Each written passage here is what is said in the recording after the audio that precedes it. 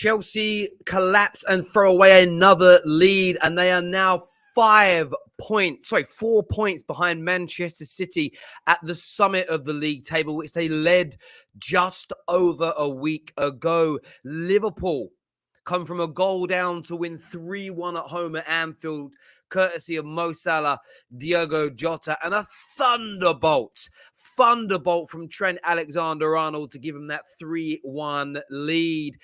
Chelsea really didn't take their chances tonight in the game. They have fallen further behind the league leaders. That is 6 games with no clean sheet, another game without victory, a depleted squad for one reason or another. SAUL NIGUEZ playing as the false 9. Has Chelsea's title charge ended? We know mathematically that isn't the case, but 4 points behind Man City, 3 points now behind Liverpool, 2 of the most ruthless and most difficult teams in Premier League history to beat. Is that all she wrote for Chelsea? We want to speak to you about that tonight. Liverpool fans as well, we're here for you at the same time. Another very, very, very good victory for yourselves this evening. You went that goal behind, but it didn't deter you. I think that's what impressed me tonight about Liverpool. In fairness, as soon as I saw Liverpool, Newcastle's goal went in, my actual words were, well, that was a little bit silly. Yeah, it just almost woke Liverpool up and made them come out and attack, made them come after Newcastle with so much more aggression and intensity than they may have started the game with. So much in those early stages and in those early moments from Liverpool. Newcastle were never going to cope with it. I know a few people are claiming there's some controversy with the head injury, and yeah, it wasn't nice to see, but no disrespect, that was always going to be the result tonight. Jay here says, good day, Terry. I'm a Chelsea fan, and it's starting to burn my eyes watching Tuchel. I can't read that. Tuchel bad football. I'm Tuchel in, but something needs to change. Something needs to change is what's being said there. Look, there's so much that's wrong. There's so much wrong with Chelsea Football Club right now in how they're playing. You actually look, I was looking at since the Manchester United game, it's been very, very poor. But equally, the goals have started to leak. The lack of goal. I know you scored 3 goals against. There have been some games where you've scored, but where you really needed it. Certain games, the Man United game being one of them. I know you scored 3 against Leeds, but 2 of them were penalties. That clinical edge has gone missing. And today, with certain personnel out of the matchday squad as well, it was even more difficult. Terry, I am Chelsea. To be a title winner, you need to go for blood. And this Chelsea team is not ruthless, is what Kingsley has got to say here. Don't worry, Chelsea fans. Chelsea still are the best team in the world and clear favourites. And Tuchel is the best manager, right, Terry? At the time I said it, I felt they were. It's not on me or any Chelsea fan as to why they have fallen apart. And they have fallen apart. What we've seen in the past 6 games, I did not expect to see. I didn't. I expected to see a little blip and then to come out the other end. Maybe playing tonight with their injuries and everything else and the players missing with COVID, maybe they should have done the sensible thing and applied for a postponement. But they've got a lot of games on the horizon and maybe they couldn't get that done. We've got a great panel for you later on the show tonight, including HUSAM. We're going to have Jem on that panel. Slens will be there as well. We're going to be taking some calls very soon also. Any situation when where Chelsea drop points and we gain points makes me happy, is what Sam said, who is a Liverpool fan. He says, never walk alone. Hi, Terry. It will be very hard for Chelsea to catch Liverpool and Chelsea City now. Klopp and Pep are ruthless. And I think that's the key bit there. Pep and Klopp are absolutely ruthless. They truly, truly are ruthless. There's no doubt about it. The Premier League is more difficult to win than the Champions League. 38 games is what Jake Snacks 11 has got to say today. Naval says, yeah, now the time to say we lost it, I think. We had a good run. You can only afford to lose 3 games. Only way unless we get a decent striker. But knowing us, we'll get a winger, which we don't need. No excuses. Terrible is what Nav has got to say today about that Chelsea performance. And what I'm going to say to you there, Nav, I think you're absolutely fair to come out and what you're saying. I totally get it. I think for me, looking at Chelsea, I know there's been a lot of defending. I know today that Lukaku didn't play today. But do you know what's interesting? I tweeted. I've been very ill this week. I've had COVID, and I stream and then I go to bed for 2 or 3 hours and I get up and stream again because I have to still work. I have to put food on my children's table. I have no choice. But I tweeted and I left out the words in front of goal. I said Chelsea have been so poor. What's going on at Stamford Bridge? And everyone was, oh man, we're playing brilliantly. Just got to score. And you did create a lot of chances today. But I didn't see anything different today to what I've seen for maybe the past 5, 6, 7 weeks from Chelsea, where they're just huffing and puffing and not putting the ball away. It looked as though they resolved that issue, started scoring goals, moving forward, and there's been a slight regression in the team. And I want to speak to Chelsea fans today, and I want to understand what it is you think is creating this. I want some honesty from you on this, and I know Chelsea fans tend to be honest. I think as a Chelsea fan, we overhyped our players, is what Andrew Laurie has got to say here. Grey Wolf Dinner says Chelsea are still in the race, but we have thrown away 3 games in Burnley, Man United. And you said Burnley again, but you mean Everton. And that's very true. You didn't lose any of those games, but that is 6 points. That is 6 points in games where you dominate. Forget your losses. So Nav's point about losing 3 games, you add 6 points. You should have beaten Burnley. Should have beaten Man United. And you should have beaten Everton tonight. That's 6 points. That puts you top. Which is why when people turn around to me and say, oh, you shouldn't have predicted them as to be your favourites, the 3 games where you've thrown it away are games that you smashed the teams in every area of the field, but the most important one, the outputs, the stats, the things that people say are not important. It's mad to me. And look, there will be pressure on Thomas Tuchel. Don't get it wrong. Tuchel has to stay in this title race now. There is pressure now mounting. If Chelsea fall away from the title race, and I'm just going to say this now. I was looking at the league table just a few seconds ago. I was looking at the league table here. You're now 8 points in front of Arsenal. Are Arsenal going to catch you? I don't think so. You're 10 points in front of Man United, but Man United have a game in hand. United win that is 7 points. Chelsea can't continue on this because if Chelsea get caught by a Man United, by a Tottenham, dare I say by an Arsenal, Roman will sack him. They have got to turn this form around, and they've got to turn this form around soon. Liverpool and City have gone to another level. Tuchel has got to find that. He has got to find that next level. He really has. He really, really has. We will be talking Liverpool on tonight's show as well. Don't you be worrying about that. We're talking about both games. But let's be honest, the likes of Timo, Ziyech, Pulisic, not putting them away don't help. We need a striker. Anyone's luck runs out in the end. I knew that, is what Nav's got to say there. Chelsea mudded is what a few Liverpool fans in the chat have got to say. Liverpool fans, we are talking about your game as well, as you can see by the thumbnail. Terry in the mud. Not really, bro. I've always said this about opinions. You put them out there, you get some right, you get some wrong. You know, it is what it is. Chelsea, if they fall away, I didn't expect them to. I had a lot of faith in Tuchel. I know their fans did, but it is what it is. What happens next is the big question. Michael Carrick has broken Thomas Tuchel, is what Andre Augustus has got to say here. Tuchel-Iban makes me sad. Give Tuchel some weapons, is what Have Hope's Depressed Opinions has got to say here. Isn't very happy. AFCON, though, hope Liverpool keep the mentality up. Well, that's only going to look. There's still so much talk about it being postponed and then cancelled. Is it going to go ahead? Is it not? I'm really confused as to what is actually happening with that. But we will see. We will see what happens with it. Terry, answer this. Do you still believe Chelsea will win the Premier League? Every team is suffering from COVID and injuries, not just Chelsea. They are not catching City. I'm starting to believe they won't now. I'm starting to believe my personal prediction was wrong. Look, do I feel disappointed by that? No, I'm not a Chelsea fan. Getting predictions wrong isn't an issue for me. It's not something I worry about too much. Lots of people do.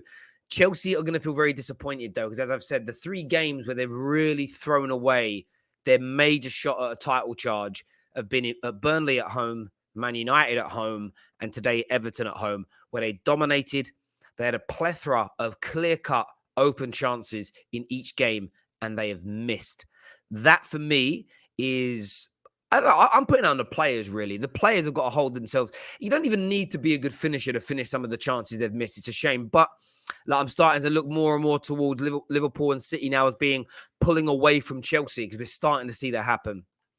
Terry, please, I'm going to ask you and the Chelsea fans to stop talking about us in the title race. We are not in the title race after today, is what my brother in Jamaica, Ryan, has got to say about the situation. I hear you on that, bro. I hear you. Josh here says, so-called best team in the world, drawing at home to Everton with our best players out. You better not let United catch you. SAUL is a flop of the year. Yeah, that will be the embarrassing bit now. That will be hugely embarrassing for Chelsea if Man United were to catch them. I'm not saying it will happen, but that's Thomas. Unless he wins the Champions League, I will make this claim now. If Man United catch Chelsea in the league and they don't win the Champions League, Thomas Tuchel gets sacked. Thomas Tuchel will lose his job. That's how ruthless. That is the ruthless nature. That is the ruthless nature of Roman Abramovich. That's just what he is. It's what he is, and that is what he does, and all that jazz. Jem, do me a favor. I know you're backstage and can hear me. Can you send the link? Have you got the link? You must have the link because you're here. Could you send the link to David? I don't know if I sent it to him. Chelsea are terrible. Villa should beat them on the 26th. That's if we've got games on the 26th. I'm praying and hoping we do, ladies and gentlemen. Not to be a nerd, but their output XG in the beginning and now is reverting back to the mean. Yeah, do you know what, bruv? With my COVID, I know what you're saying, but my COVID brain don't want to compute that. You mean again backwards? I love you, Baz. You're a ledge. You're a legend of the channel here. We've got the panel coming soon. It's going to be a fire panel tonight. Can't wait to bring them out for you. Stay with the terrace. Smash that like button, though, people. I'm going to take a look at the poll here. The poll is out. Nearly 2,000 votes, and 77% of you think that Chelsea are out of the title race as it stands right now. Keep them votes coming, people. Keep them votes coming, people. Salah on track for the best ever Premier League season. I'm not allowed to talk about Mohamed Salah. I'm going to speak about Liverpool for a minute, though, now that you brought that up. Came from behind again tonight. Mo Salah, 15 goal or assists on, I think, in games on the bounce, equaling Jamie Vardy's record. He's got more goals and assists at this stage of the season than any other player in Premier League history. Liverpool, just behind Man City at the summit of the league. Defensively, they are astounding. Up front, they are scintillating. They've basically got a knockout punch and they're impregnable. Impregnable. And Mo Salah is the spearhead. He is the leader, maybe not with the armband, but in every other single which way. We're looking at one of the greatest Liverpool teams ever, one of the greatest Premier League teams in the making ever. Mo Salah, Liverpool's greatest ever Premier League player, proving it again and again and again. And at the very least, their greatest goal scorer. They were scintillating tonight. They were. And look, there was a bit of controversy with should they have been allowed to score a goal when a Newcastle player was down holding his head. No is the answer as far as I'm concerned, because I wouldn't want that to happen to my team. However, Liverpool were winning anyway. Liverpool were winning anyway. And I don't normally celebrate Liverpool wins, but I did tonight because I do want Newcastle to go down. No bitterness. They are going to have money. They've got so much money, I'm adding a new syllable to it. Money. Money. I don't want them in the Premier League with that money. Get out of here. Liverpool scintillating today. Scintillating today again. One of the top three is still due a bad run. Have hope, Chelsea, is what Marcy has got to say here. Look, they could have, but I think it's one more. I think maybe another 2 or 3 points and it's beyond Chelsea, because it means you've got to have Liverpool and City collapse. Very hard indeed. The way Liverpool played today, predicting they will drop points and City will run away alone. Terry, your panel disrespected my Inter on the Champions League draw show was peak. You can come and call them out, my bro. That wasn't me. In fairness, well, we had the Euro expert. He praised them. Two top teams of the top league in the world play without a proper number 9. Thoughts? Yeah, we spoke about this on the Bet Victor Top 6 show a few days ago, and maybe now we're moving into a world where these things are not needed. But great point being made there. The real Chelsea start to show themselves. Terry, where is Anita and David? I don't know, but I've been told. No, I don't know where they are. Don't know. I don't know. Liverpool are flying just like City. It will be a 2-horse race again, it seems. And what a hit from Trent. Yeah, Trent's strike was amazing. I saw this coming from our Watford performance, is what Lamin's got to say. It's a good point. That Watford performance was grim. It was very, very grim indeed. We've got another super chat, and then I'm bringing that panel out, people. Oh, a few of the people have disappeared. It's bad to get them on. They've disappeared. Hello, darkness, my old friend. Where's Sonny? Oh, Matt's back now. That's good. Where's Sonny? I don't know where Sonny is. I don't know where Sonny is. I hope he's well. I don't know where he is, though, my friends. Are you guys ready for the panel, people? Do you know what? I'm bringing the panel out when we hit 700 likes. We can hit 700 likes in a matter of a minute. If you go ding, ding, ding, ding, ding, hit that like button. Panel's coming out. I think Dom HUSAM is ready. I think he's ready tonight. I think he's going to give it. We do need Daniel here, though. Where is Daniel? Where is Daniel? I could do with one more Liverpool fan on the panel as well, to be fair, but none of them are available tonight. Dinesh here says, Chelsea and Liverpool, 2nd of Jan, big game for Liverpool. Could win over Chelsea. This reminds me of the 2019's win. We win our game and they win. I'm very confused by that comment. Oh, you mean like both you and City going head-to-head, no one missing games? Sorry, I get you now because I was computing the first bit about the Chelsea game. Yeah, listen, it's going to be interesting. But it's going to be interesting. It's interesting. I'm excited about it. That's all I can be. It's my job to be excited about this stuff because it's what I do as a living now. I've almost learned. Someone said to me yesterday, like, oh, Terry, you're never really happy for any team.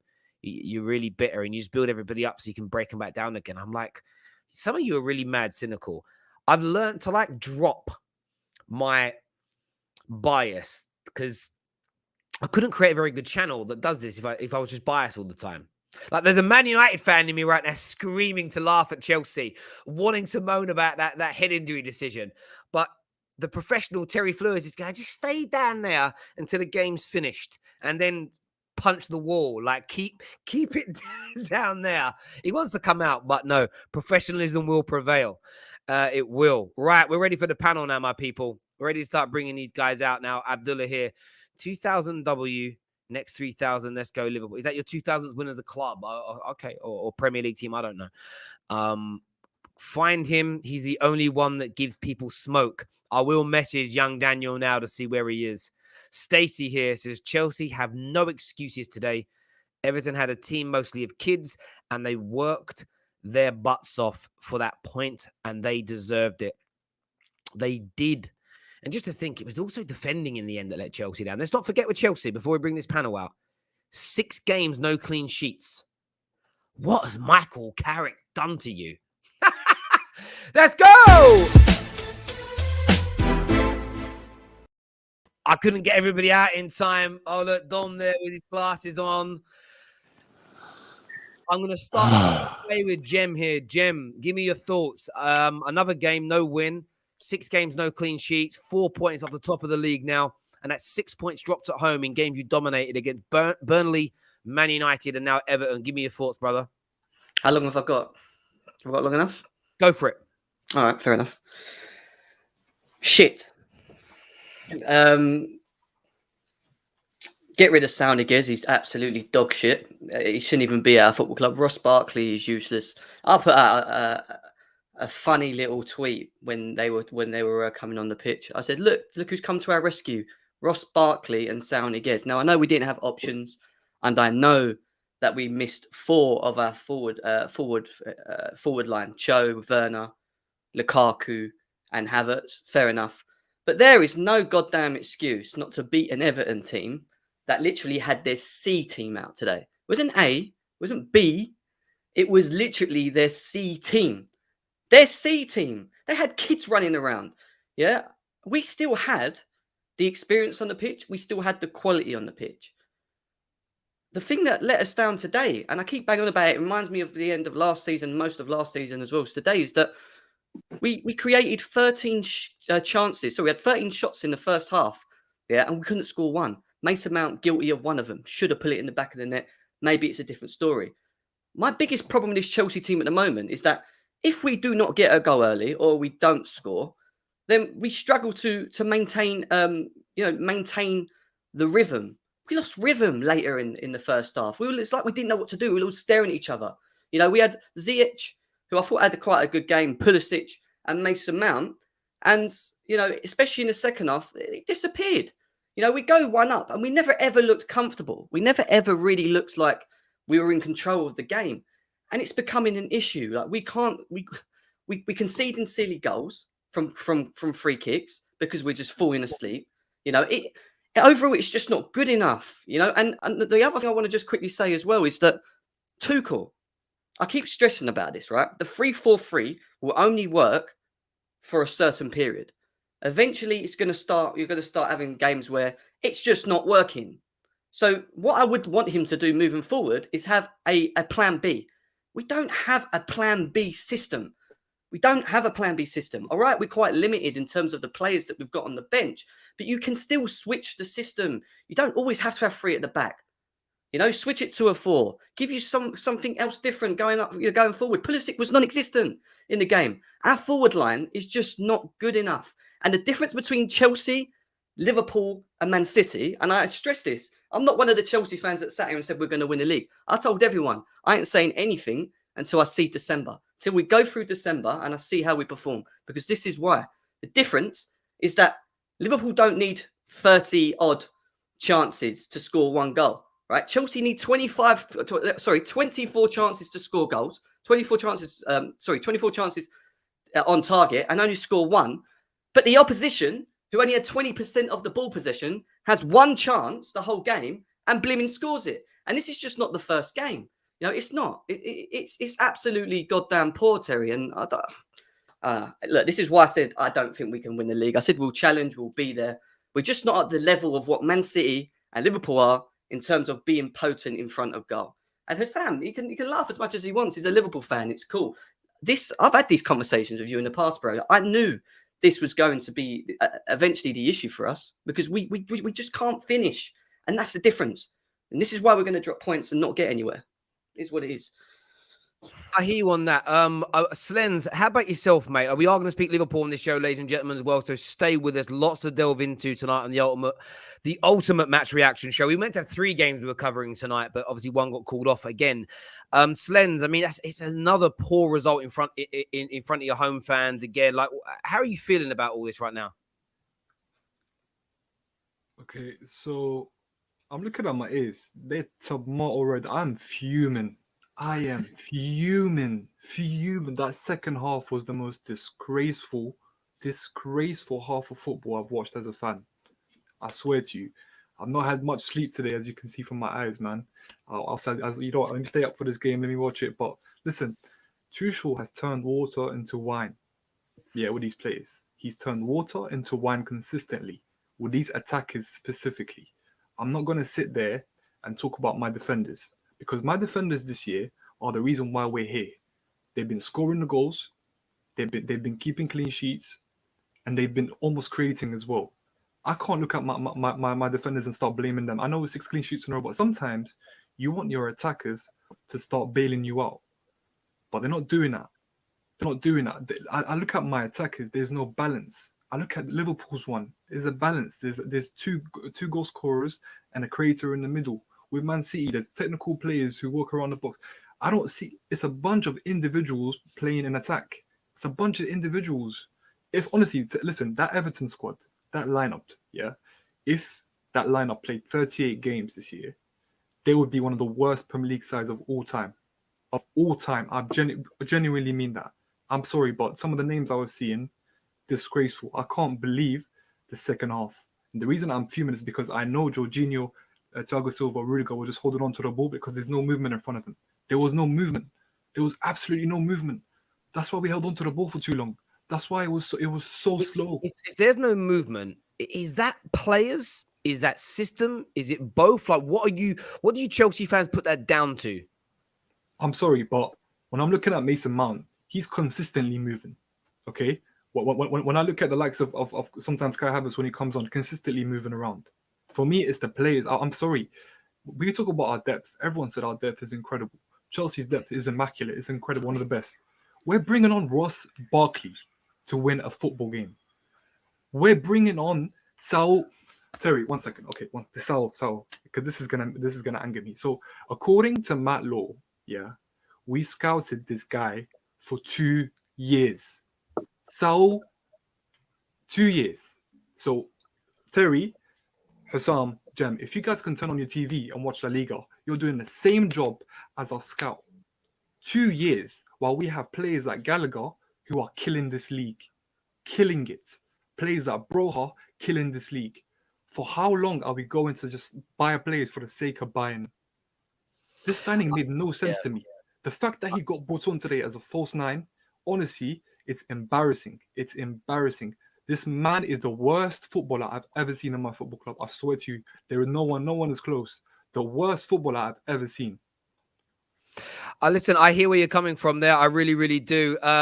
We've got Daniel that's joining the show now. We are going to add some more Liverpool fans in very soon as well. Daniel's on the show with us now as well. Before we go to Daniel, I want to speak to Matt. Matt, how you doing, bro? I'm not sure if Matt's ready. Matt might not be ready. I know he's all the way in Australia. I'm not sure what's going on. Maybe it's Daniel. Sorry. He's back. There you are, Matt. What are you saying, bro? What are you saying? Man, I mean, I'm just embarrassed. I mean, you boys summed it up perfectly. Husam, stop smiling, bro. Why are you smiling? Bro, all I see is Husam in the corner. I can smile whenever I want. Don't worry about me. Nothing's funny about this, but no, it was an embarrassing performance. I think Jem and Slens, they summed up perfectly. SAUL needs to go, and we're bringing on Barkley to win us a game where, we're playing their fifth team. So it's pretty embarrassing for that. And I want to just move on from this, but we just can't. There's nothing to move on from. We're out of the title race, unfortunately, right now. Maybe we can get back into it in January if we get some play. Sam, just stop smiling, man. Nothing's funny about this to you. Bro, don't worry about me. Talk on your club. Don't worry about me smiling. I'm smiling because Daniel's here. Don't worry about it. Hey, Terry, can I ask Daniel a question before he goes? I'm really sorry. Daniel. Yeah, go on. Bro, because we had this discussion, on Spaces, and I asked you, is this sustainable? Is our defenders scoring goals for us? Is it sustainable? I'd like you to answer that question for me, please. First of all, I'm a wanted man. But nah, man. Hey, in all seriousness, really and truly, I think it's really, really tough. The position that we're in right now. No excuses. Absolutely no excuses, man. Everton's B or even C or even D team, and we weren't able to get the job done. Today was a classic case of we created the chances and the team wasn't able to finish. I mean, Mason Mount had scored a good goal, but he missed an even easier chance in the first half. Ziyech didn't slip in Loftus-Cheek for an easy 1v1. He missed another chance as well. Reece James, yes, he got an assist today, which adds to his tally, and he's been playing well this season, and he had a good game in large. But again, he missed a 1v1 where should we really be relying on Reece James to be getting us the goals? I don't know. Thiago Silva had the head. Like, the chances were there, innit? But at the end of the day, you got to put the ball in the back of the net. And I just think it's difficult now. We're in a difficult situation. And we really need to see how we get out of it. I'm hearing a lot of, I've been on so many things right now, and people are saying Tuchel needs to change the formation. Tuchel needs to change the personnel. We can't bring on Ross Barkley. But at the end of the day, look, Ross Barkley and SAUL were the only offensive changes you could have made from the bench today. Do you know what I mean? So you can blame him for that, but then at the same time, something needed to be changed on the pitch. So he's going to go to the bench eventually. So I'm not going to blame him for bringing on the only offensive players he could have brought on from the bench.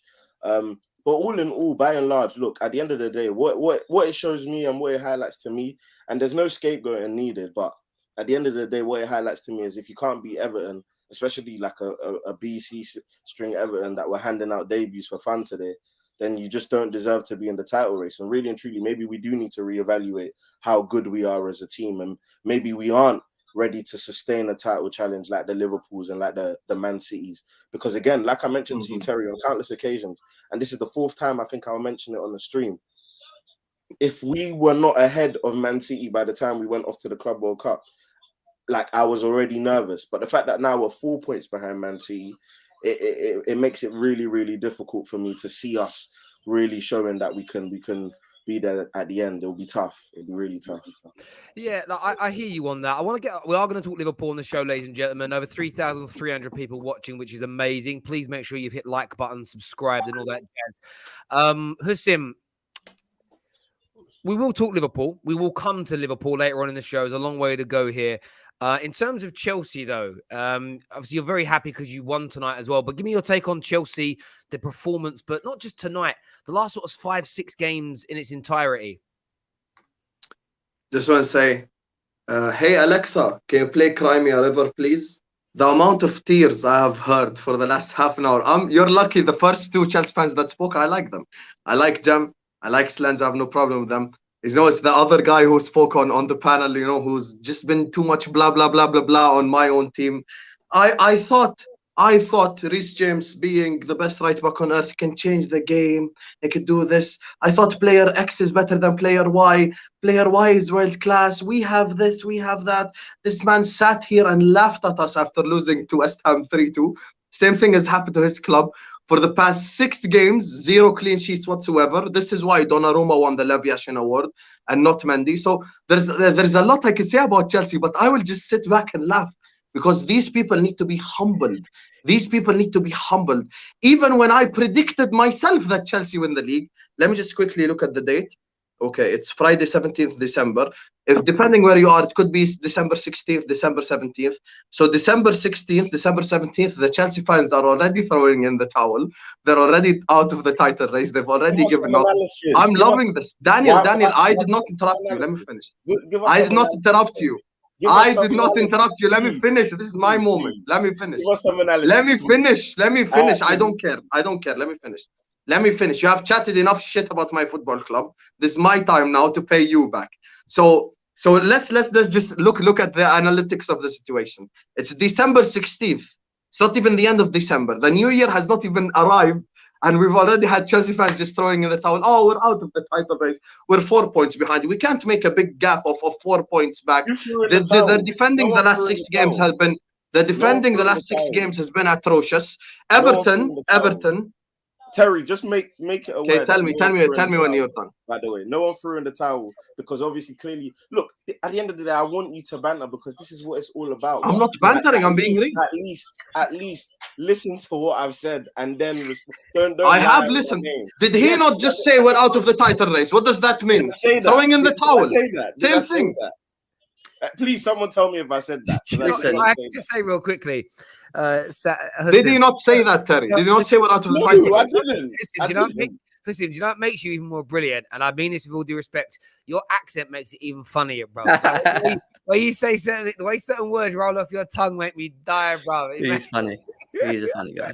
I love it. Zane's here as well. Zane, we're talking Chelsea first, Liverpool later. What's your take on Chelsea? Are they out of the title race, in your opinion? Basically, these clowns have been found out. I said it from the start. Man City are the favourites for the title. These men were giving up big up noise, big 4-4, no safety, blah, blah, blah. Now they're crying tears. It's injuries. It's COVID. Shut up, bruv. Your Tuchel is a Klopp 2.0 B-Tech. He's a C-Tech, bruv. He got found out. The system's been found out, bruv. Let's keep it real. The system has been found out. Jim's crying, oh, he keeps playing the same system because he's got no plan B, because he's a B-Tech manager, bro. So I'm so happy. I'm so happy because, like I said, I allowed it. I let these Chelsea fans gas the thing up, bro. Talk your shit. Talk your nonsense. And now what?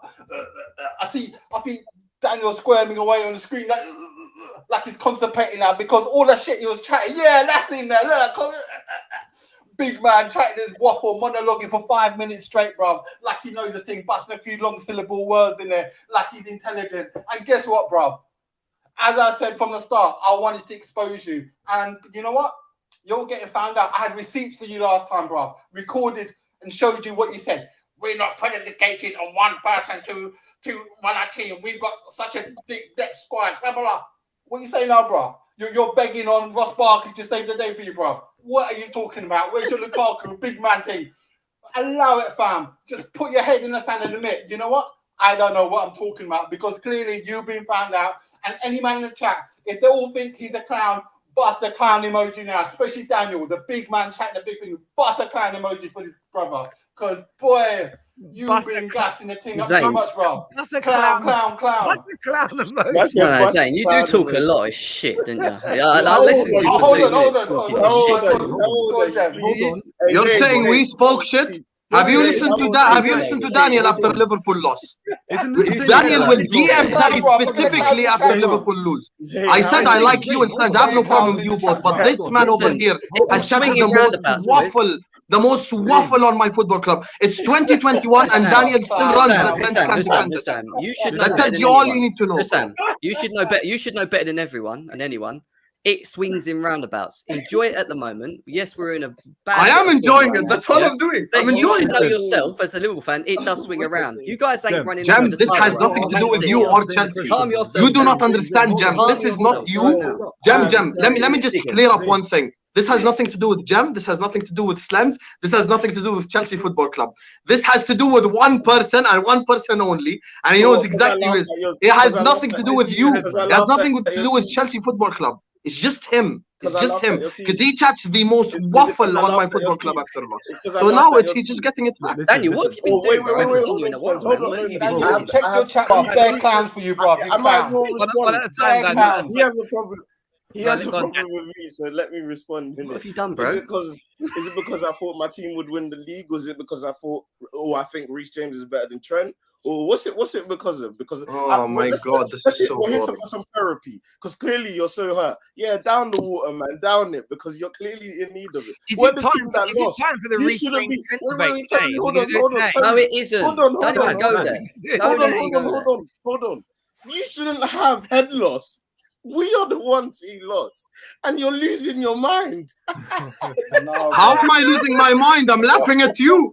I'm laughing at you. I'm not losing my mind. I'm just laughing at you. You don't have your beef, yeah? You see how many people have the clown emojis? That's the only need to know, man. Daniel, the reason why man are going after you. You're the same guy that went on sabbatical when your team was in disarray. I don't want to hear from you again, bro. You disappeared for a year, bro, when your team was in disarray.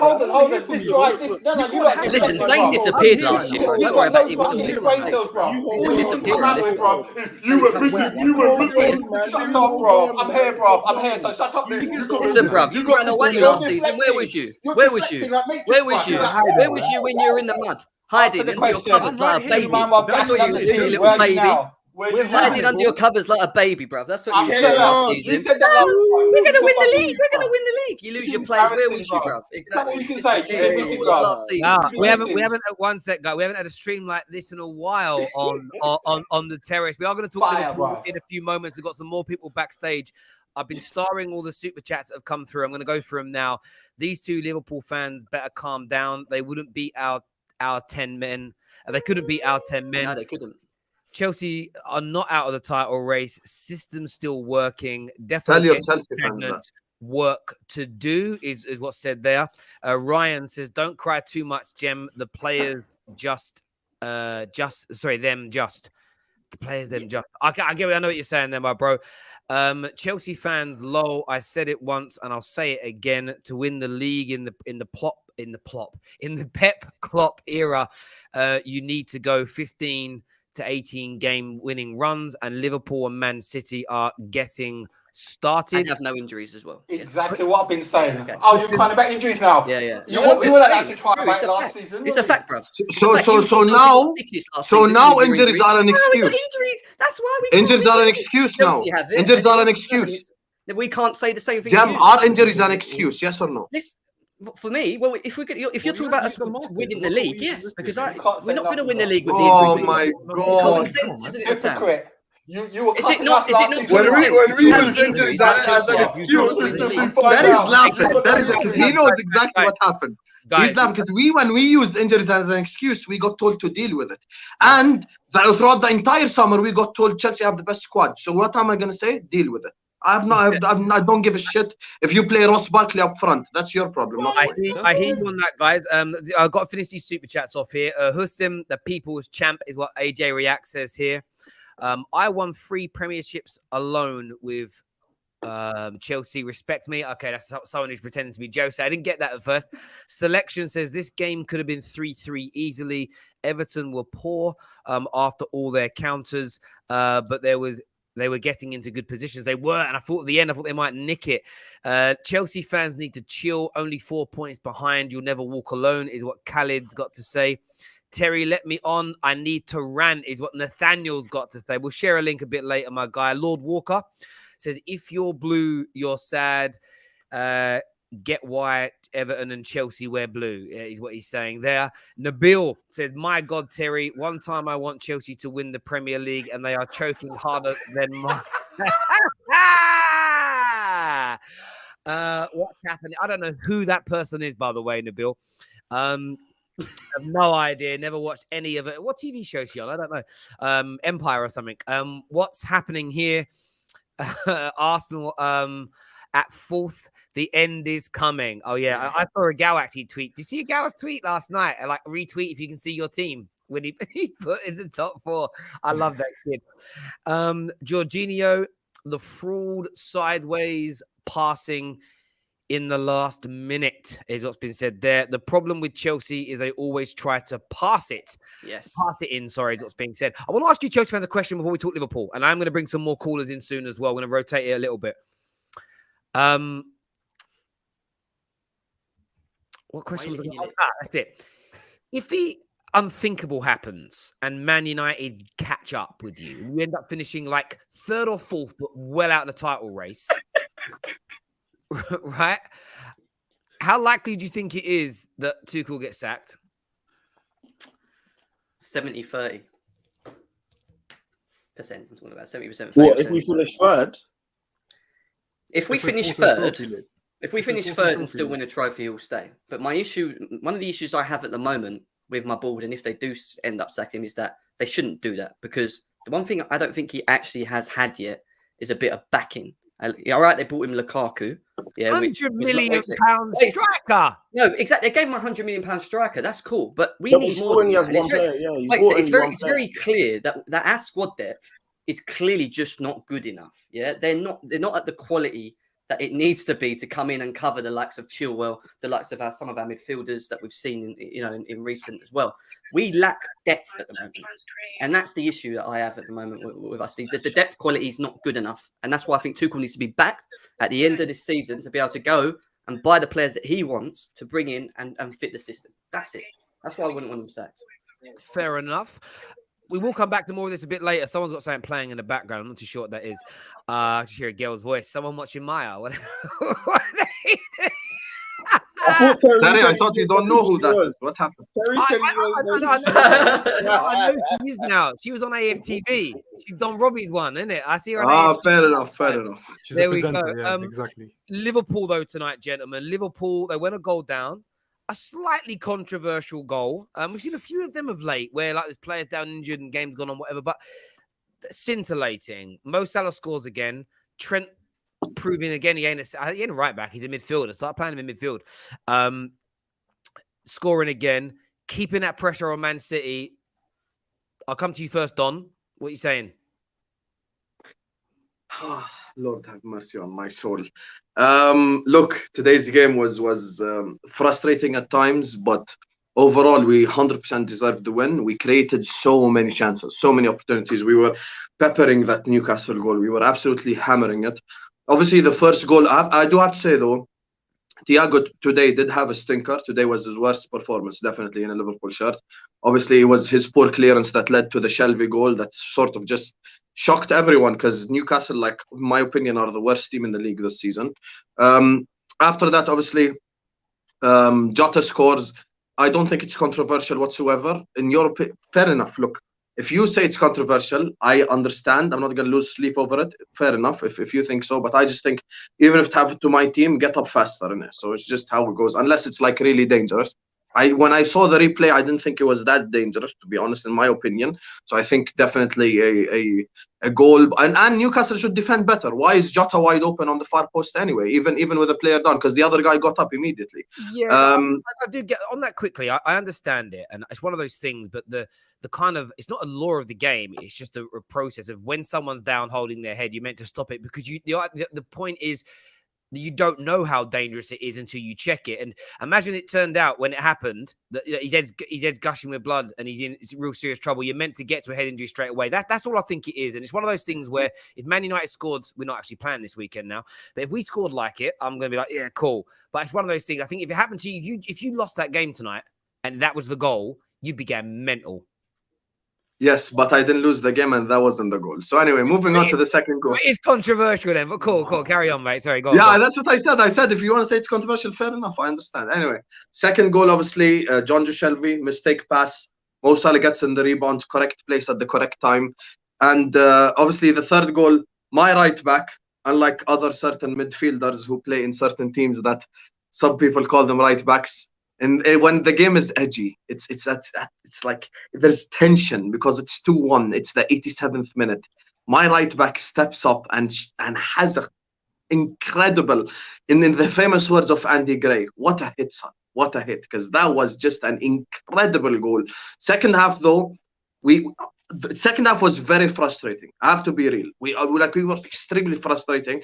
Many players dropped stinkers today. Many players dropped stinkers. I think Fabinho's is very important. Also, when he's not there, it's very noticeable. But look, Trent today, I think ever since this entire season, he's just been incredible, like game in, game out. Even the games we have lost or we have drawn, it wasn't because of him. He was still like one of the top performers. Today, one more time, like the winning goal, sort of because of the tension. There was so much tension built up because Liverpool were missing chance after chance after chance, and it was still 2-1. So if Newcastle somehow equalized, and by the way, Trent can defend. 80th minute, high leverage moment in the Premier League, 2-1 up. Last minute tackle right off Fraser to stop Newcastle from equalizing. So that's what I want to say, man. So yeah, all in all, 3 points, happy, move on, man. I hear you on that. The comment here says Zayn is Liverpool in a title race. Remember, you said they were not when you lost to West Ham. What's your take on things now, Zayn? Like I said, Man City are still favourites. I said we'll probably finish second. I said we'll probably win a cup, ideally the Champions League, because I just think Man City, they've got pedigree and history. And I keep saying from people from the start of the season, only Liverpool and Man City can do those kind of runs. Chelsea tried it and these frauds got found out. But anyway, back to the Liverpool game.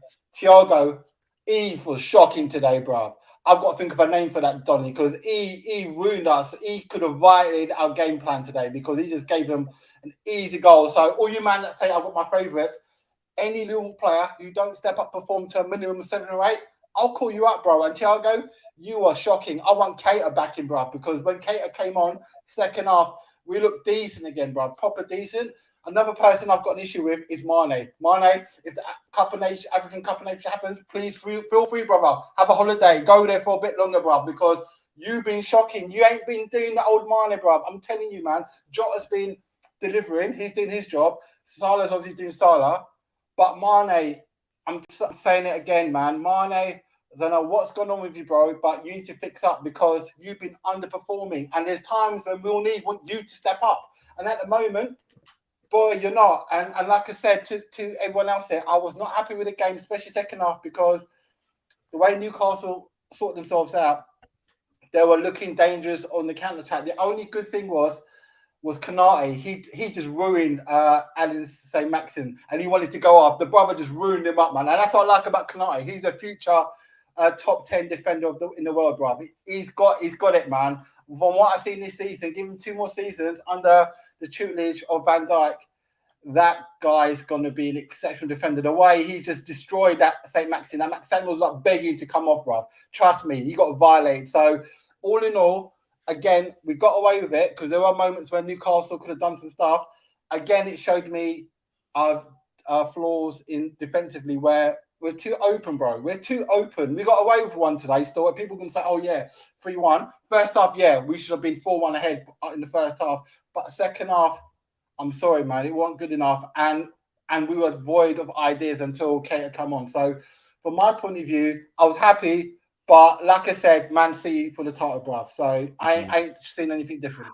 I hear you on that. We've got some breaking news. I love here. how sad the Chelsea fans are on the panel while he was speaking. I was looking, Sorry, guys. We've got some breaking news here from Stamford Bridge. It says here that it can... I've got to go and read this tweet without laughing. It's just been confirmed after a positive lateral flow test that Jadon Sancho broke the Chelsea defence. That's just what it said here in the tweet. You know what? You slot, right? You slot have not had. It made me laugh. Yeah, If someone tweeting it, right? It's just some people must write a tweet and think, I put out a tweet. You know, all of you must have had this happen at least once now, where you've written a tweet and it's just banged and you didn't expect it to bang, and he's just gone mad. This guy might have just been thought, it's a funny joke. His dad might have said it to him, but it made me laugh. Funny how? What's he saying here? Funny how average Jorginho looks when Kante isn't playing and fit. People was telling me Jorginho should have won the Ballon d'Or. Jem, I know you're not a massive fan of him, are you, Jem? Jorginho, in terms of you don't think he's Ballon d'Or worthy, right? No, I've always said he's not Ballon d'Or worthy. Has he been very good under Thomas Tuchel? Of course he has. You know, he's definitely elevated the performance levels of him, and he had such a great season last season for Chelsea. But he does need, I keep saying it, he does need to be protected. If we switch the system and we do play the lone DM, he can't play that role. He just hasn't got the legs. You know, he's not physically strong enough and he hasn't got the legs to play that role for me. So, yeah, maybe we are missing a bit of a Kovacic or a Kante or someone that can actually do a bit, have a bit more of the energy, to get around and do what he's doing. Everyone's talking about Kante, but Kovacic has been a massive miss. He's your best player, bro. He's been one of our best players this year, man. And I think him next to Jorginho is a really good pivot, man. It works really well. I know people say like Kante protects Jorginho or whatever, but obviously today it's not, the topic isn't Jorginho for me. It's not. Again, I'll repeat it. It's not. I know he's had his mistakes, but honestly, today I was watching him try run back. Bro, this guy was done. He was done. His legs were done. Like he's playing game after game. Like we need one of our midfielders to come back. It's going to be peak, man. It's a lack of energy in the midfield. Man, Ruben don't give us that. I thought originally when Ruben was playing well as the sixth, I thought actually he could play there, but I always said he wasn't, and I thought he proved me wrong. And since the last couple of games, for me, he's not a good enough six for me consistently. Daniel, so Daniel, you do some analysis, right? Ever since Kovacic has come out your team because he's injured or whatever, I guarantee there's been a downturn in performance because I think Kovacic was your man of the season for his Chelsea so far. He's the one that's made the difference. He's scored vital goals, been driving, and just got the team across. So is that fair to say that since Kovacic has gone out the team, performances? Kovacic has gone out the team. The performances haven't dipped. Kovacic was performing as our best midfielder at the time, but our best performance of the season was against Juve where we won 4-0, and Jorginho was instrumental to that. So I don't necessarily believe it's coincided with or our performances going down has coincided with Kovacic coming out. Sorry, Daniel, I've got to call you out on that. You're talking nonsense again, bro. Juventus, I told you about Italian football, bro. They're not it, man. Our B string slapped up AC Milan, and it's not AC Milan much higher in the Italian league than Juventus, bro. So don't get gassed about the 4-0 Juventus because they're not a good team, bro. Just stop making it up. You're just going on the name, bro. Know your facts. Italian football is not that good at the moment, man. If our B team, Liverpool squad, beat AC Milan, bruv, do you mean that says it all, bruv, man? We can barely win the Carabao Cup round with our B leg team. Daniel, why are you so quiet today, man? What happened? Because he's getting found out. The clown. You're Zane, I swear to you, boys. You see that take over there? Let him finish. Because I'm respectful. I listen to what people have to say, you know what I mean? You interrupted me, though, but fair enough. Yeah, because you don't really analyze. You just roll your tongue and talk, innit? Hypocrite. What's it called? Basically, what I was saying is, another performance which was great was Leicester. So, Leicester not good anymore? Jorginho was instrumental to that. Is that not good enough anymore? What people talking about Brendan Rodgers getting sacked soon. So, clearly you can't be that good recently. So... Zane, if I mention any team where Jorginho's had a performance, you're basically going to have an issue with it, yeah? No, a problem you have, right? You guys are not being honest, right?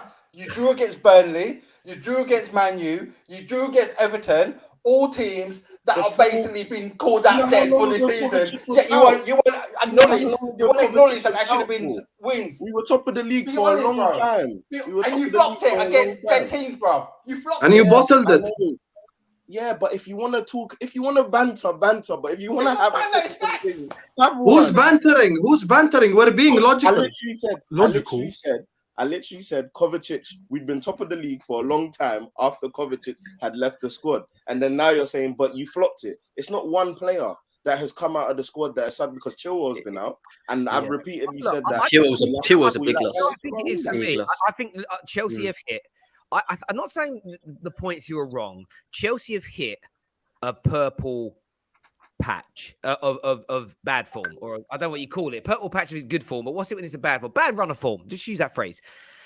The problem is, it's how they react and get out of this, because you are this whole kind of but you didn't beat this team, but you did beat them. Like, there were times this season where you guys threw. I know you beat them in the end, but you threw a lead away to AC Milan. You threw a lead away to Brighton that haven't won a game in over 10 matches.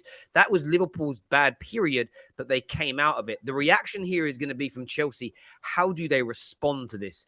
I would say that's more important than what you're doing now, because I still think, and actually, in fact, I know, because Chelsea have done it, they can easily go on a 10 to 15 game unbeaten run where they win the majority of them.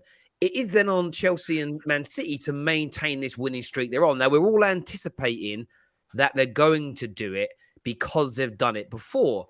But last season, City, 2 seasons ago, City, up until about November, they were pretty much on par with Liverpool, and then just fell away. Last year, Liverpool started really well up until about this time, and then that's when it fell away. I'm not suggesting. I know there's different reasons and contexts and everything else. I'm looking at it now. Chelsea, for me, they're just on the edge of going out of this title race for me. They're just on the edge of it. If they go sort of beyond 5-6 points, it's going to be very hard to bring it back. But I'm more intrigued to see how Chelsea respond to this. Can they get back onto winning ways? Because I'll go back to my question. Can I just say, Terry? Listen, a lot of this fan base, I'm reading through, think that the answer to our problems now is changing formations and going into a back four, and they think that's gonna automatically unlock a creativity and fluidity in attack. Like, you can't change the structure. Like, you can't change the attributes that our attackers have, no matter what the formation is. I've always said this, and I think, listen, certain attackers have to stop pulling their weight. Like, Ziyech was good for 20 minutes, but what other than that, he was completely invisible. You go to a back four as well. I think a lot of the people screaming to give Rudiger 400k a week inside a month will say, please don't give him 400k a week.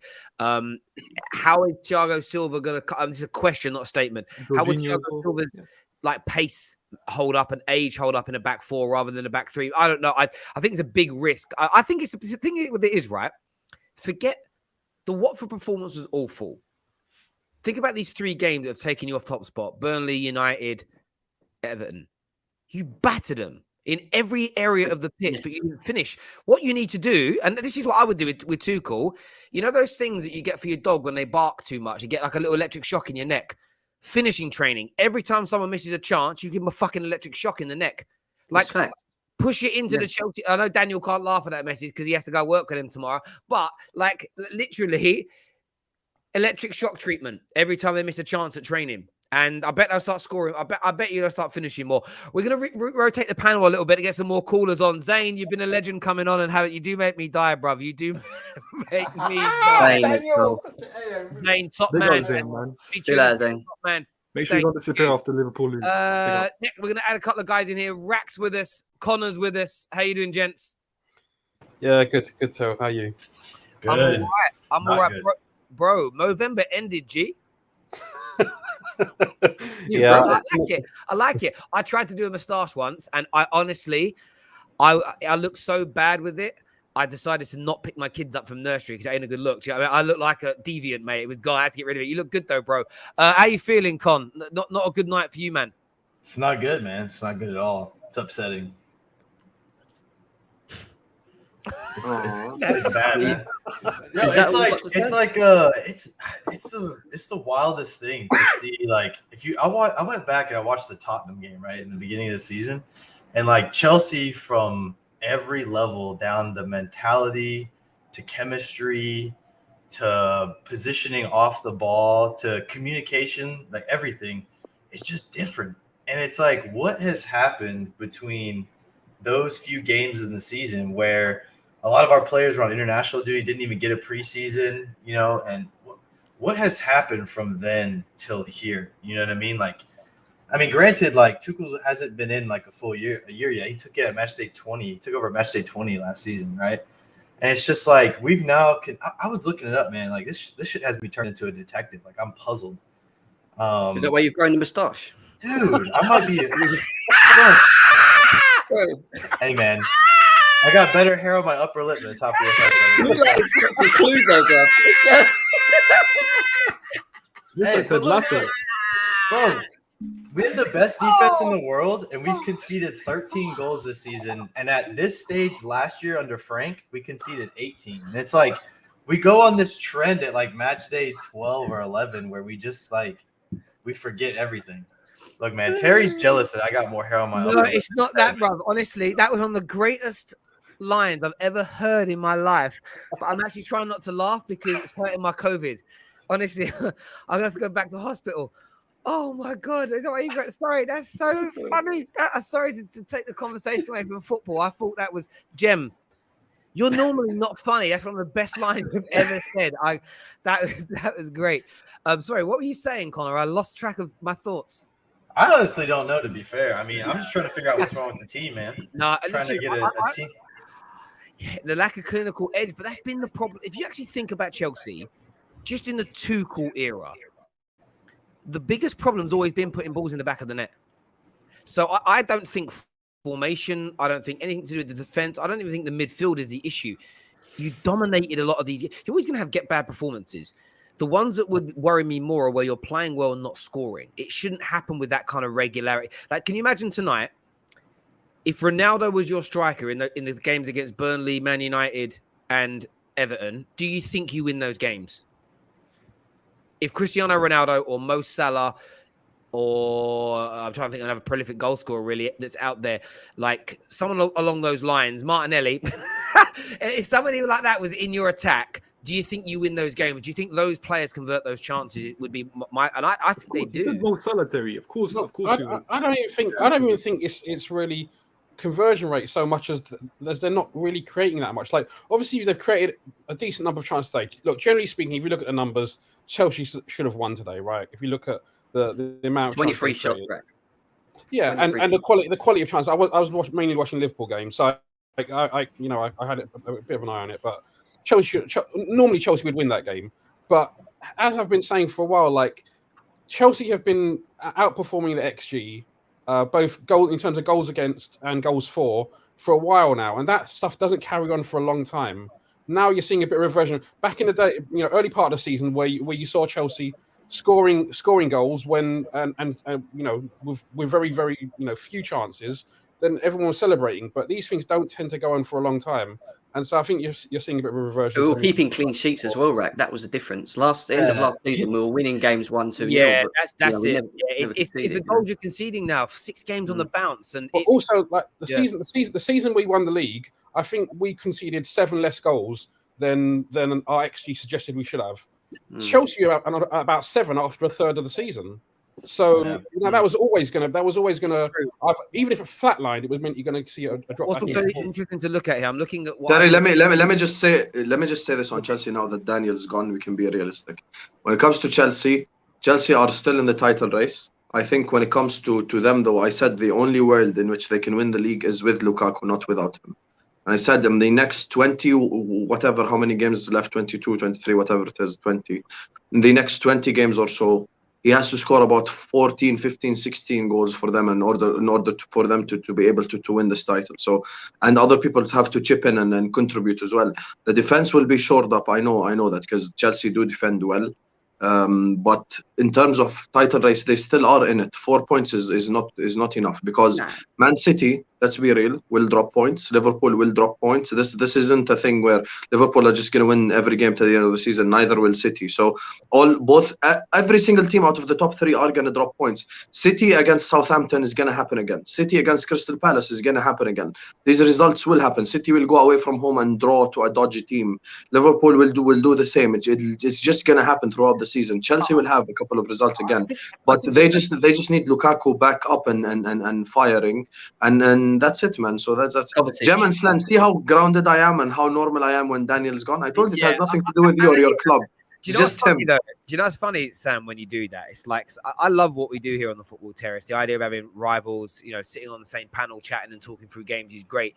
Some people just really struggle with the concept of the banter element. They hear you banter someone, they're like, this is a disgrace, I'm off. It's like, I don't know what it is. Maybe it's people don't. There's no respect. Yeah, but then I've even had it tonight. I don't know if you watched the beginning of the show. I praise Liverpool no end. I do think your goal was controversial from a neutral. People don't really. I have to be neutral. So I'm being neutral to any Newcastle fans that are watching. There is an element of controversy. I told Terry had a Liverpool agenda. I've just said how amazing you were. Like I don't. Sometimes it's almost like I don't know how much they want me to do. Like they want me to swallow it, clean them up afterwards. I don't know what they want from me. Like they want the full shebang. Terry, as I said, listen. Respect to me, Daniel, Jem, even to HUSAM when his team loses. When he comes on here when his team loses and talks about his team, certain man that were on the space but named Zayn disappeared for a long time when the team lost. Yeah. So I can't respect that. That is one thing I say about Zayn. I would say that about Zayn. He did like the only reason I didn't call him out on the show this time of the year, like this last year, I've not called anybody out for disappearing because you never know why people have disappeared, and it's like it would be a bad look to be like, he bottled it, and it turns out man had a problem. And you're like, damn. Speaking of what I call now the post-Ollie form in the league, there's been 5 matches since Ole Gunnar Solskjaer. Chelsea currently sits 6th in the form table with 2 wins, 2 draws, 1 defeat. Has got to turn around soon, but maybe this little circuit breaker of a game or 2 could be good for Chelsea. Actually, a time to recoup and just like in whether it's done for the right reasons, wrong reasons, that's for other people to decide. But quite a few teams might. I actually think Man United are going to benefit from actually having a bit of time away to regroup and whatever else. You've got like Liverpool and City. They don't want it because you're in great form right now. There's always, you know what I mean. There's certain teams. Arsenal are probably not going to want it. 2 wins on the bounce as an example. Villa won't want it. Villa, by the way, in the post-Ollie era, 5th in the league, actually. 3 wins, 2 defeats. Only lost to Liverpool. This post-Ollie, is this like before Christ? Like before Christ? yeah. We're going to have like BC is going to be PO, so post-Ollie. And what can we call it? What could be our Ando Domini? I can't think of a word that sounds as good as Ollie. But before Ollie, after Ollie is what we're gonna have, right? Yeah, we're gonna have era. Yeah, we're gonna have the Ragnick. But I'm only doing that as a reason because I was getting teased by Arsenal fans the other week. They're like, but you're behind us. I'm like, yeah, we'll see soon. We'll see soon. We'll see what happens. One of the things I'm curious about, though, right? Back to the Chelsea game. This is like one of the things that I envy about Liverpool and Man City and like Pep and Klopp is. I don't watch the other team's games, right? Or not games. They're like social media accounts, right? Where they post like training videos and they post like interview videos. I don't watch those. I just watch the games, right? I don't have like an in on their team atmosphere, but I watch all of Chelsea's. And whenever you see like 1 or 2 in the depth of their squad come into a team, you can see that they know exactly. There's no drop off in plan or tactics. They know exactly where they need to fit in, where they need to be. And it just seems like with our depth, and this is like no slight on Tuchel because I don't know what's going on, right? It seems like when like Ross Barkley comes in or SAUL, who I really haven't seen aside from 1 or 2 appearances get any better here underneath the coaching, not be able to carry out those same, coaching plans or to be where they need to be. They fall off the mark. And then what leads me to ask questions is you go watch these social media accounts and they're out here, in the field playing trash can basketball, like for fun. And they're out here playing like 5-a-side, like with pennies on and like, they're having fun. It's like, at what point do we realize if we are in a bad run of form, where does Tuchel start to lock the team down if we're having to reach into our depth and these players are falling off the mark and not following the plan? Like certain other teams who have had that consistency over years, over a consistent coach and consistent tactics being passed down, when do we start to lock in these players? Unfortunately, like SAUL and Ross Barkley and all these people that are going to be in our depth, and make sure that they are hitting those marks when they're called upon, because they're not. And then we go like tomorrow or next week and we see a social media video and they're playing basketball. They're playing. You know what I'm saying? They're doing like an interview and they're having lunch together. And they're serving breakfast. You can't improve quality though. Like they like. Listen, for me, Saul, you can say what you want about him adjusting to the league. You can say what you want about the pace of the game. I think it's just an obvious lack of quality. The same with Ross Barkley. Like Ross Barkley's been around for a long time, a very long time. Yeah, he's had the same flaws since he started as a footballer with Everton from 20 years old until now. That's no development. Let's be serious. The only reason Ross Barkley's at Chelsea. The only reason Ross Barkley's at Chelsea. The only reason Ross Barkley's at Chelsea is because he left Villa and came back to Chelsea, and he was still contracted to us. And no one wanted him, so he's just running his contract down. That's the only reason Ross Barkley sits in this squad, and that's the crap that Barkley didn't even start for Villa, by the way. That's what I'm saying. And he didn't even start for them. Do you know what I would say about it? Like, I'm not laughing. Sorry, Rat. Go on, mate. Go. No, it's just Terry. I know you're a big fan of Saul. I'm a big fan of Saul as well, and he has over the years been really good. Maybe last year he wasn't that great for Atletico, but he has got quality. I think I'm of the opinion that because we've got a settled team, if Saul had come in for Liverpool, he would be performing well for us. No chance. I don't know. No chance. I'm sorry. I don't think Saul gets into your B team. I don't think Saul gets anywhere near. Saul, I guess, is an interesting one for me. I wanted Saul. I would agree with Rax. I think he's still a very good player in there. The problem he's had at Chelsea is he doesn't really play. So it's almost what I've seen, the way I view it. And again, this is an outsider, and outsiders will always view your club differently, generally because we have no emotion. It's almost he doesn't play. Shit, we need you. Go on, mate. Go and perform. And it's almost like he's expected to go in there almost cold and flat-footed and perform. Yeah. He's never going to get this, but give him 5 games on the bounce and then see what he looks like. He just hasn't had that chance to build up that head. And interestingly, though, with you Chelsea fans, I knew this was coming equally, though. Barkley and Loftus-Cheek, they had a couple of games where they looked good and they were cooking. And oh my God, this manager's unlocked and finally we've got the best. And I was sitting back and I was thinking, they're just not good enough. They're good players, but they are fringe. For me, they're the fringe of the fringe. They're the fringe players to your fringe players. Terry, and they're you not can't put Loftus-Cheek and Barkley in the same sentence in terms of depth. I think in terms of depth, Loftus-Cheek is still a good option. Obviously, he's not a starter. We can clearly see that. But for me, Ross Barkley is not an option. He's not an option. He's never been an option. Like I can't. It's an option when you don't have an option. If he leaves in January, I'm fine. If he gets recalled to Atletico, in terms of the Saul point, like listen, I'm sorry. I know that in the past he's shown quality in a different league, in a different system, but there's a reason why he wasn't Simeone's main midfielder anymore. There's a reason why. I'm sorry, and I'm watching him. He does the basics in the worst way. Like I'm sorry. How is that not a lack of quality? Can't control the ball. We played him up front, for God's sake. Would you say Fabinho is a top 3 DM in the world right now? Yes. Oh, Fabinho took him 6 months to adjust to the league. Listen, you are completely correct. But what the reason why what Rax is saying makes sense is because Liverpool are in a much stable. Like in terms of stability, it's in terms of stability, City and Liverpool are one and one together as the most stable clubs. Just stability, nothing else. When it comes to stability, if Saul came in, he wouldn't have had to come on in the 85th minute, 80th minute and change a game. He would have played Carabao Cup games, got blooded in slowly, etc., and then he would have gotten to a stage where he could start. Guys, I've been watching every single game. It's different. Every single game he's played for Chelsea. I've watched it. I've watched him closely. Yeah.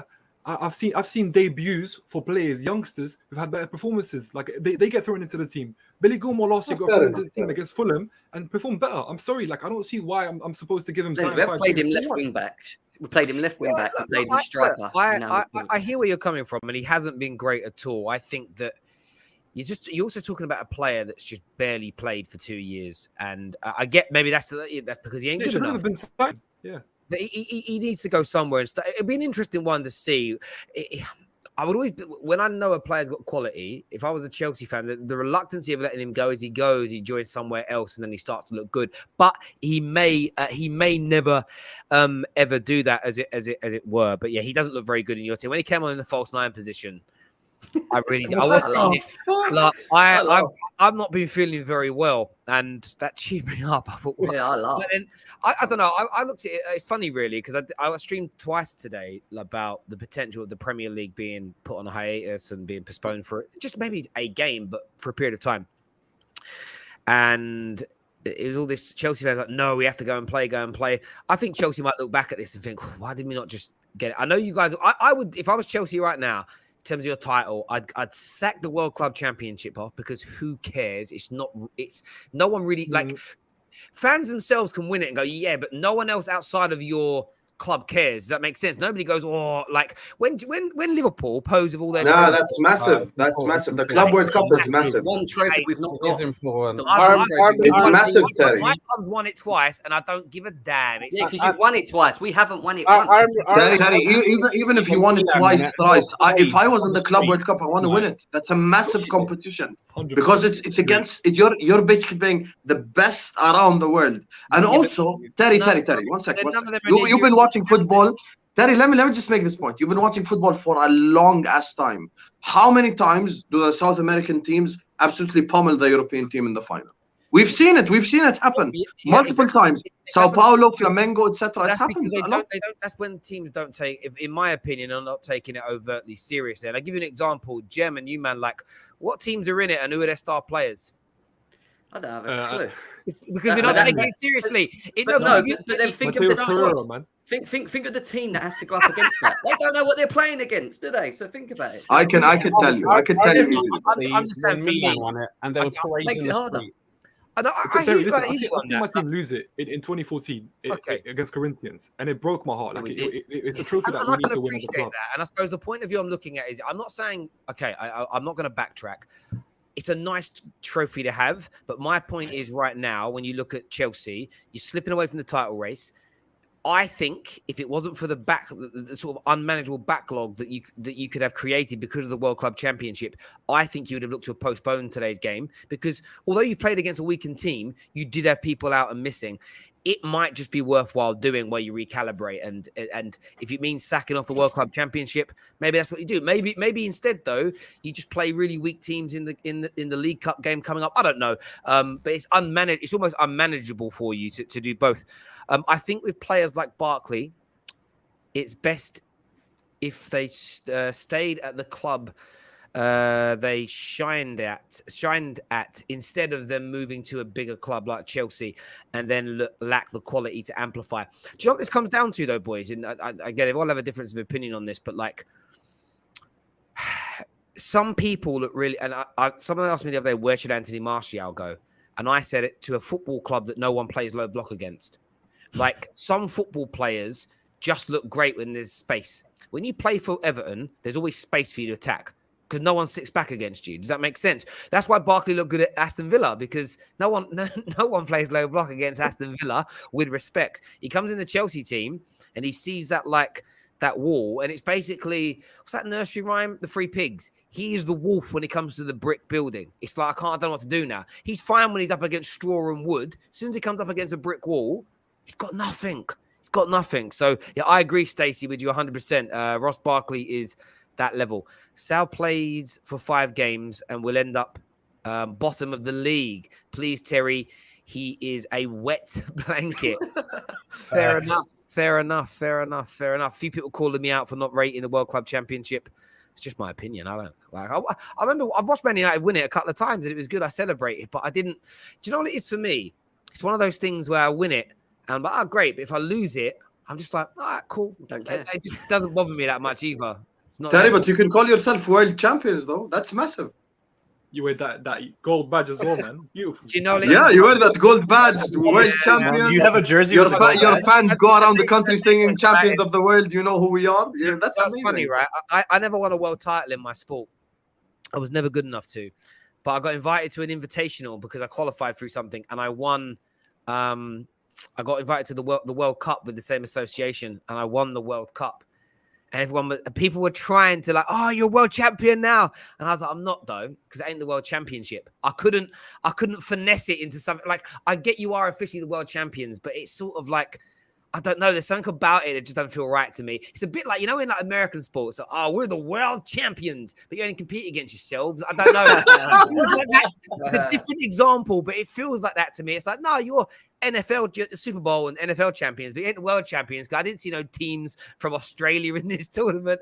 I don't know. For me, it's like, I get you boys. But look, if you guys enjoy it, go and enjoy yourself, knock yourselves out. But equally, if Man United were in that final and we lost, you tried to banter me, you've all seen me when Man United lost the game, right? I pray one day Man United are back in that tournament. If we lose it, you'll see how there's zero emotional output. You'll be trying to wind me up, and I'll be like, yeah, but we just lost a friendly, bruv. We just lost a friendly. That's how it feels to me. That's how it feels. We got a Gal and Ram waiting backstage. We're going to throw him into the mix here. I didn't see Ram sitting there. How you doing, boys? I'm doing good, man. How you doing?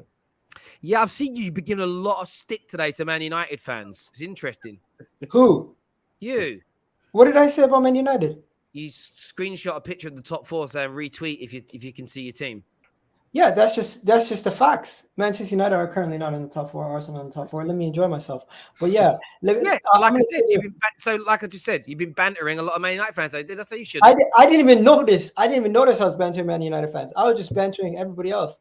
Look, everyone that's not in the top four. But yeah, you took it that way. I'm gonna say this.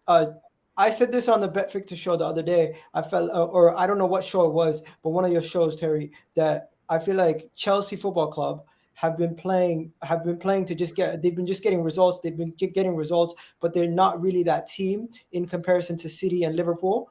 And I think this Liverpool team shows that that even though they don't have the quality and depth that Chelsea has, when you look at their bench, they're able to bring people on. Chelsea today, this was a test of their quality and depth, going up against an Everton team that was really weak, and they dropped points.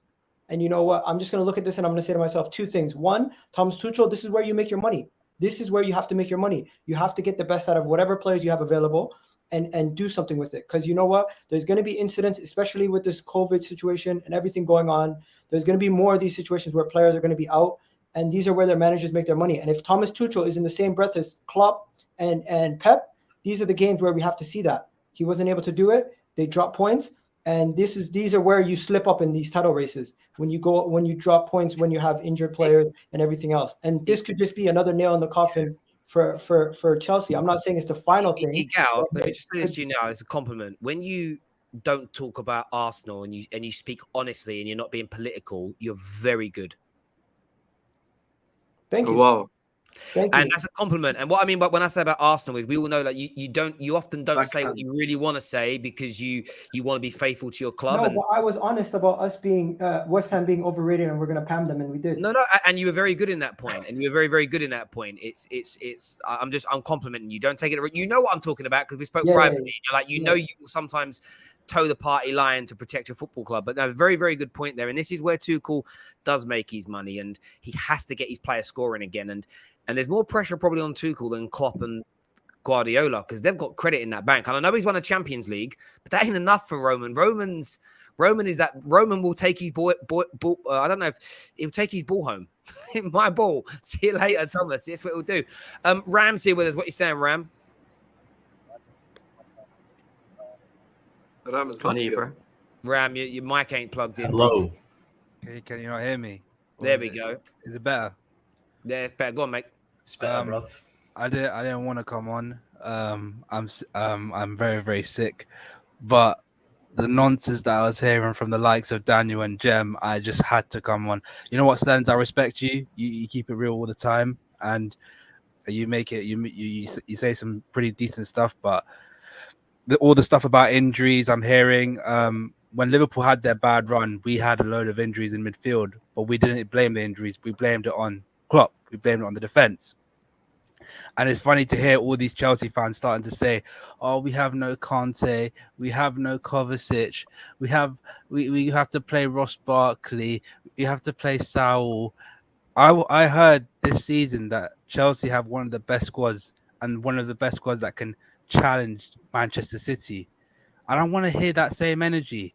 And I also did hear Thomas Tuchel is a tactical genius, and Jurgen Klopp has nothing on him.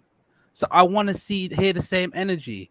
I heard this from the likes of Prime, Jem, Daniel, I want the same energy. Stop using my name, number one. No, You just talking about your backside right now, yeah? Right? Don't compare me to Prime and Daniel, who have been coming and saying don't things, do this, yeah, and trying to put me in that bubble.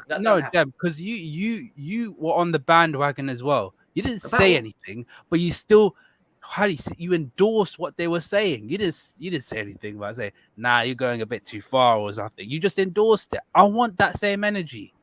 I want these Chelsea fans to stop feeling sorry for themselves and own up. No one's feeling sorry for themselves.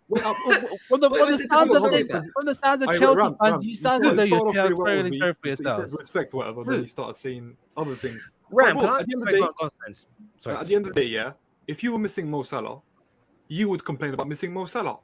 No, but we were missing one of the best midfielders in the world. If he's not on the team, Ram, I understand, Ram, that you're right. Last season, people told you that injuries weren't an excuse. So, banter aside, you said injuries were an excuse, though. So, you on a real level, let's just put the banter aside. Do you feel sorry for Chelsea's situation because of the injuries? It's funny. No, they didn't feel sorry for us. It's funny how you said Arsenal, mate. That's not the question, though, is it? I get from a banter point of view. We always do that, don't we? Like you hear, you can't moan about injuries. Liverpool get on with it. Chelsea get injuries. Oh, you can't moan about them.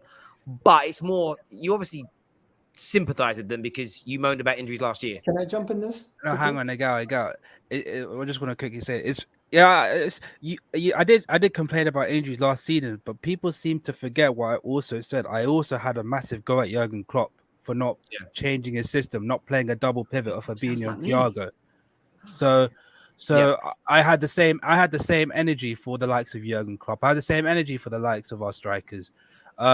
I did say injuries was a massive factor, but I still said we are good enough to get around those injuries, and we didn't. And I did blame a lot of the players and a lot of Jurgen Klopp.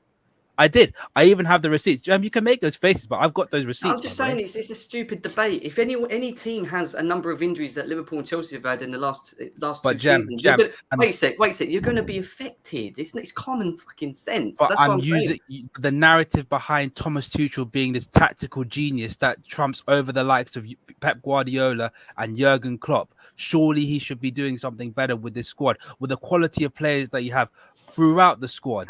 Because I'm using the exact same things you've been saying. I'm sorry. Do what about be 4 points away from first, or go 3 points? No, but not drawing to see. Okay, you're gonna look at individual games.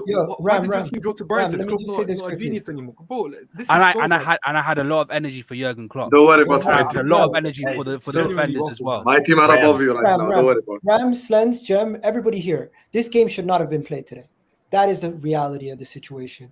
They should not have played this game. But unfortunately, due to the fact that it was 2 hours notice before the game that this incident happened where there's that many players went out. If this was a couple days, if this was yesterday and Lukaku and these guys were all out, then they probably would not have played today's game. But in my opinion, I honestly said at the beginning of the season till now, if there's a lot of players that are out due to COVID, it's a risk for the next team to also catch it, and your current players who are playing in the game to have it and not knowing. So I think they should have not even played the game in the first place. Terry, can I just want to say one thing on the scope. I just want to say one thing on the scope thing, because we had this discussion today as well, even like on different platforms. The problem is, let's assume for the sake of argument, we postpone the next 2 game weeks. Okay, let's just assume that happens, and then after that, all the teams are back. No one has COVID. Everyone's good. What makes you so certain that 2 weeks later there is not 2 other COVID outbreaks at 3 different clubs? This is what I'm saying. So it's just, you're just going to be in this entire ring of postpone. Now here's the thing. Here's the thing. If Chelsea had 11, 12 players out with COVID outbreak, completely agree, postpone game. But if it's 2, 3, like for us, same thing. We had 3 players out for COVID today. We'll win, lose, no matter what happened. I would have never said we should have postponed it. Like Van Dijk, Fabinho as well, 2 pivotal players, and Curtis Jones, not as pivotal, but 3 of them were out with COVID. No problem, because here's the people, guys. The players are not robots. This is the World Cup year, and the World Cup is being played mid-season as well. So we can't just keep postpone. I agree. It's going to create a chain of games. It's going to create a chain of games that's just not been played, and it's going to cause chaos. You see the UK, it's not currently in lockdown, right? So if you get 2 weeks, 2 week break, what are the players supposed to do? Are they supposed to stay inside and just isolate? Do you think they're going to do that? The country's Yeah. not It's not going lockdown. away, is it? I hear it. Thank Look, you. again, the difference, you know, with Man United, what came out about Man United's situation is we only had 7 first-team players available. So you can understand that, but then Really? also Yeah. but it needs to yeah. So there was 7 for the Brentford game, and only 9 available this Saturday due to testing positive.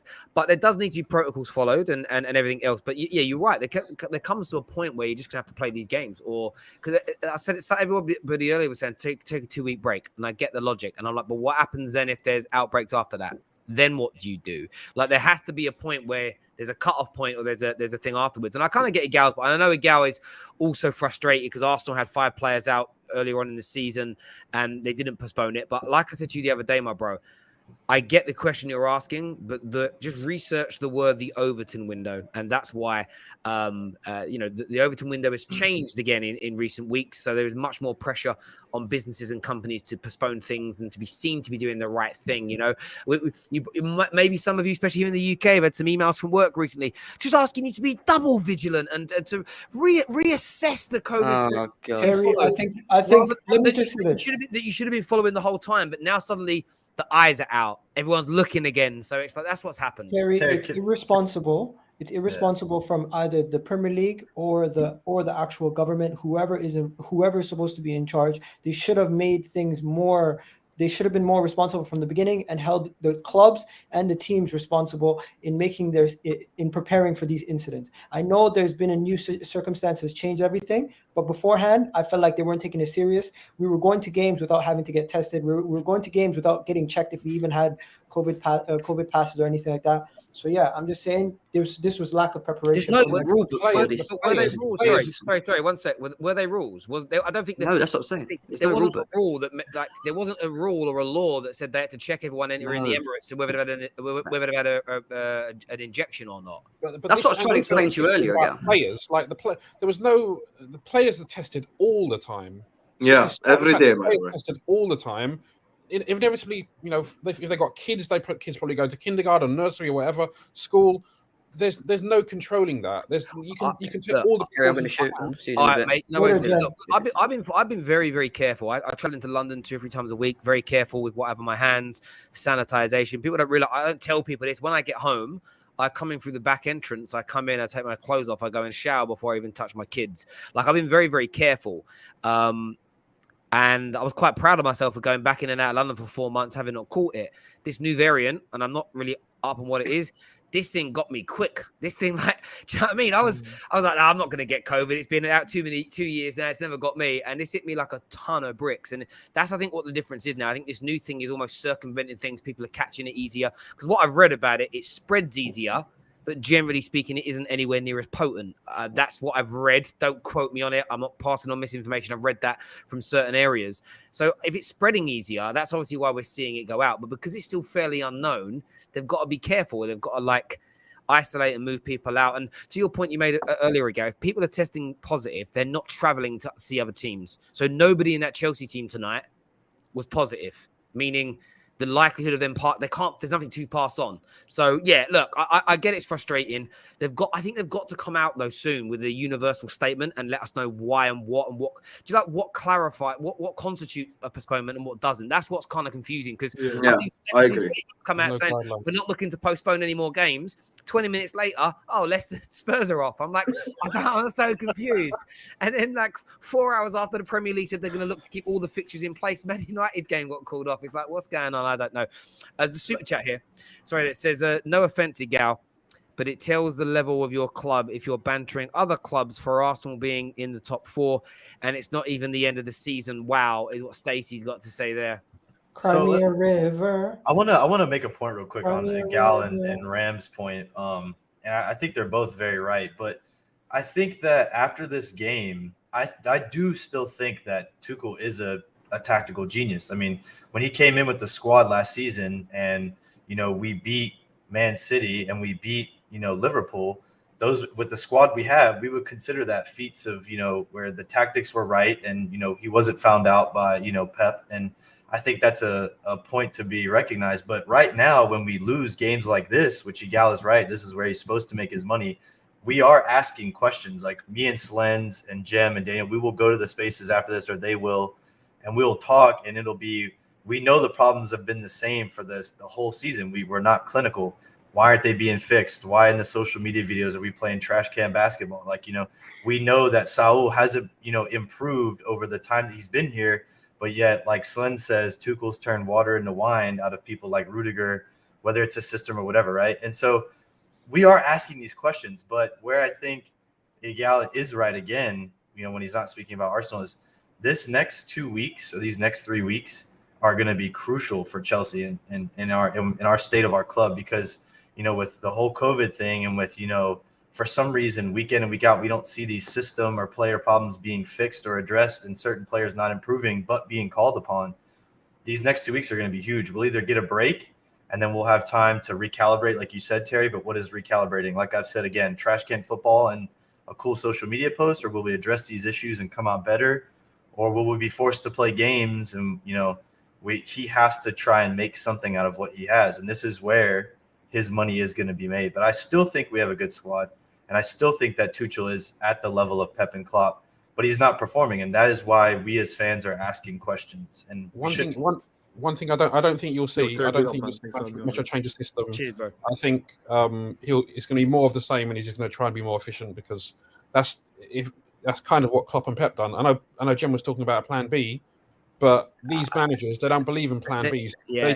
They believe in doing the plan A better, and they believe in the plan A so much they think if we keep doing plan A, that's more likely to work than plan B, which you might work 10 minutes a day on. This is the thing I would say to a lot of football fans. You can't ask for a prescribed, like most, I was saying this to United fans the other day.